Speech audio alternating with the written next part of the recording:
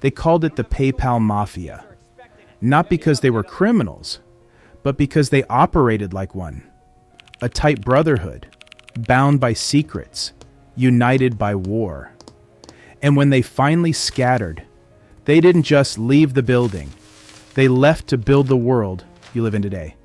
Tesla, SpaceX, YouTube, LinkedIn, Palantir, Yelp, Yammer, every empire that shapes your reality, born from one bloody office in Palo Alto. This is not a story about innovation. This is a story about survival, betrayal, and the ruthless few who turned chaos into total control. The year is 1998. Silicon Valley is a feeding frenzy. Everyone with a laptop and a dream thinks they can strike gold. But two men, on opposite sides of University Avenue, are building something different, something dangerous. Peter Thiel, a former securities lawyer and hedge fund operator. Cold, calculating, obsessed with creating a digital currency that could replace the banking system itself. He calls his company Confinity. The product? A way to beam money between Palm Pilots using infrared. It sounds insane. It is insane. But Thiel doesn't care about sounding reasonable. He cares about power. 3 blocks away, another man is building his war machine, Elon Musk. Fresh off selling his first company, Zip2, for over $300 million. He's 27 years old, reckless, relentless, and convinced he's destined to change history. His company is called X.com. His vision? To create the world's first online bank. One institution, one platform, total financial domination. 2 visions, 2 egos, 1 city. The collision is inevitable. At first, they're competitors, enemies, throwing money at customer acquisition like gasoline on a fire. Confinity offers $20 to anyone who signs up. X.com matches it, then raises it. It's not business, it's war. Venture capitalists watch in horror as millions of dollars evaporate every single month. The burn rate is apocalyptic. Both companies are bleeding out, and neither will blink first. But someone in the shadows sees an opportunity. If they destroy each other, they both lose. But if they merge, they could crush everyone else. March 2000. The merger is announced. Confinity and X.com become one. The new name X.com, the new CEO, Elon Musk. Peter Thiel steps aside, for now. But beneath the surface, the war has just begun. Inside the office, it's chaos. 2 cultures, 2 technologies, 2 incompatible visions trying to coexist under one roof. Musk wants to use Microsoft servers. Thiel's team is loyal to Linux and open source systems. Musk believes in the bank. Thiel believes in the payment tool. Every decision is a battlefield. The company's burning $4 million a month. Investors are panicking. Employees are choosing sides. And in the middle of it all, the product that's actually working isn't the bank. It's a small payment button. A simple tool that lets people send money via email. It's called PayPal. Musk doesn't see it. He's obsessed with his original vision, the super bank, the empire. But Thiel and his allies, they see something else. They see the future, and they see a CEO who's steering the ship toward an iceberg. September 2000. Elon Musk gets married. He flies to Sydney, Australia for his honeymoon.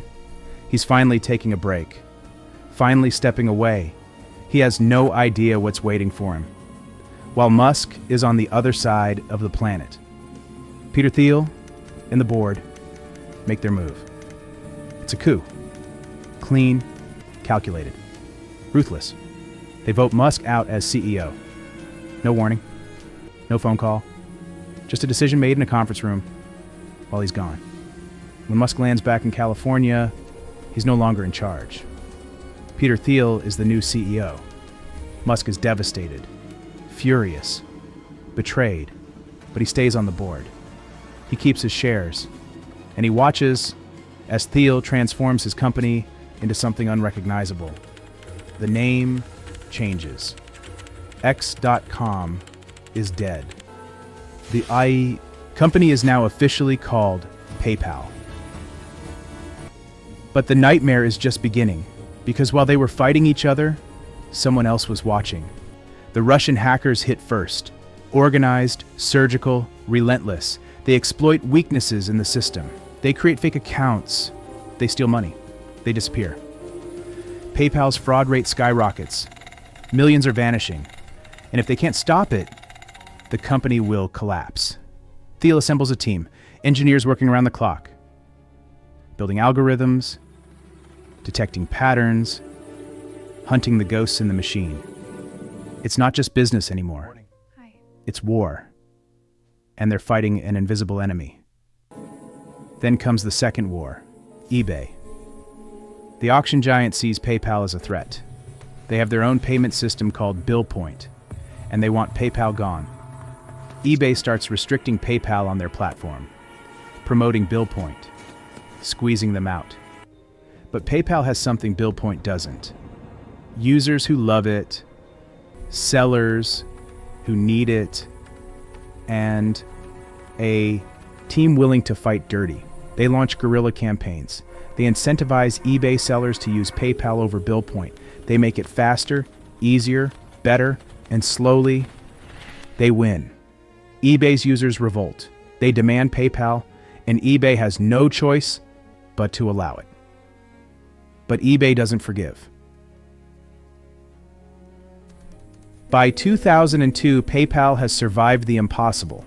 The internal war, the fraud attacks, the corporate siege. But Thiel knows something the others don't. The dot-com bubble has burst, the market is in free fall. And if they don't exit now, they might not get another chance. July 2002. PayPal goes public. The IPO is a success. The stock soars, but Thiel isn't celebrating. He's negotiating. 3 months later, the deal is done. eBay acquires PayPal for $1.5 billion. It's over. The war is won. The empire is sold. And the Mafia is free. But this is where the story gets truly dark. Because what happened next wasn't an ending. It was a beginning. The PayPal employees take their money and scatter. But they don't retire. They don't fade away. They build. Elon Musk takes his $170 million and founds SpaceX. Then he takes over Tesla. Then he buys Twitter. He becomes the richest man on Earth. Peter Thiel takes his $55 million and creates Palantir, a shadow surveillance empire that works with the CIA and government agencies. He funds Facebook. He funds dozens of startups. He becomes one of the most powerful people in Silicon Valley. Reid Hoffman founds LinkedIn, the professional network that controls your career. Chad Hurley and Steve Chen create YouTube, the platform that controls what you watch. Jeremy Stoppelman builds Yelp. David Sachs launches Yammer. Max Levchin and Roloff Botha, Keith Rabois, every single one of them goes on to build or fund the companies that run your life. This wasn't luck. This was training. They learned how to fight in the PayPal wars. They learned how to survive betrayal, how to outmaneuver enemies, how to move fast and ruthlessly. And when they left that building in Palo Alto, they took those lessons with them. Today, the PayPal Mafia is worth hundreds of billions of dollars. They sit on the boards of the most powerful companies on the planet. They fund the politicians. They shape the algorithms. They decide what you see, what you believe, what you buy. And it all started in one office, in one war, in one moment when a group of misfits decided they would rather burn the system down than let it control them. So, the next time you send money online, watch a video apply for a job, or scroll through your feed. Remember, you're not using a product. You're living inside their empire. And they built it in blood.